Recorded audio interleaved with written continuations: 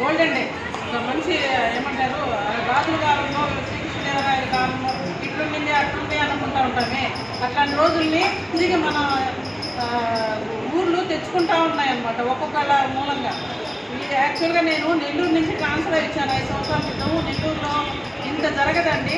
చీరాల్లో మాత్రం ఈ చివరి నుంచి ఆ చివరి వరకు దాతల పేర్లు ప్రతి దాని దగ్గర ఉన్నాయి. ప్రతి దాంట్లోనూ ఇక్కడ పేషెంట్స్ కంఫర్ట్గా కూర్చొని తిని విశ్రాంతి తీసుకొని మంచినీళ్ళు ఫెసిలిటీ కానీ, తర్వాత వాళ్ళకి ఏదన్నా బ్రెడ్ కావాలన్నా పండ్లు కావాలన్నా చిన్న చంటిపిట్టల గౌన్లు లేదా ఆడవాళ్ళకి ఏదైనా చీరలు ఇట్లా ఒకటని కాదండి, వాళ్ళకి ఇది అనిపించింది అది తీసుకొచ్చి ఇచ్చేస్తారనమాట.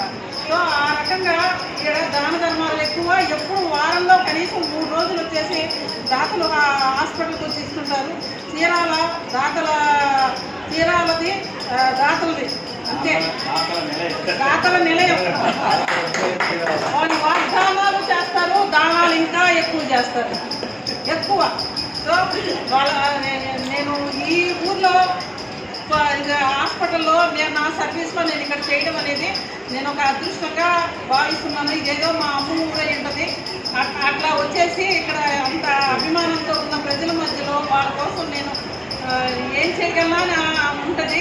సో అందులో ఉన్నట్టుండి నాకు మస్తానరావు గారు ఒక మీటింగ్లో కలిశారు. అన్న ఈ ప్రోగ్రాము అంటే అంతా అరేంజ్ అయిపోయింది. మనకి ఎంతో ఆల్రెడీ పెద్ద రన్ చేసే వాళ్ళకి మళ్ళీ నేను ఇంకోటి యాడ్ చేసి వాళ్ళని ఇబ్బంది పెట్టాను. అయినా కూడా ఏం జంకలేదు, పర్వాలేదమ్మా అన్నారు. సో మేము తలా ఒక చెయ్యి వేసాము, కానీ అసలు పెద్ద చెయ్యి అన్నది. సో ఈ ప్రోగ్రాము బాగా జరగాలి. ఇది ఇక్కడ కాకూడదు.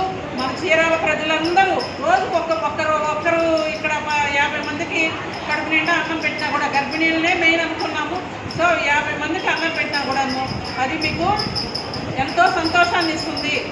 చాలా సహకరించవలసిందిగా చీరాల ప్రజానీకాన్ని కోరుతున్నాను. Thank you very much.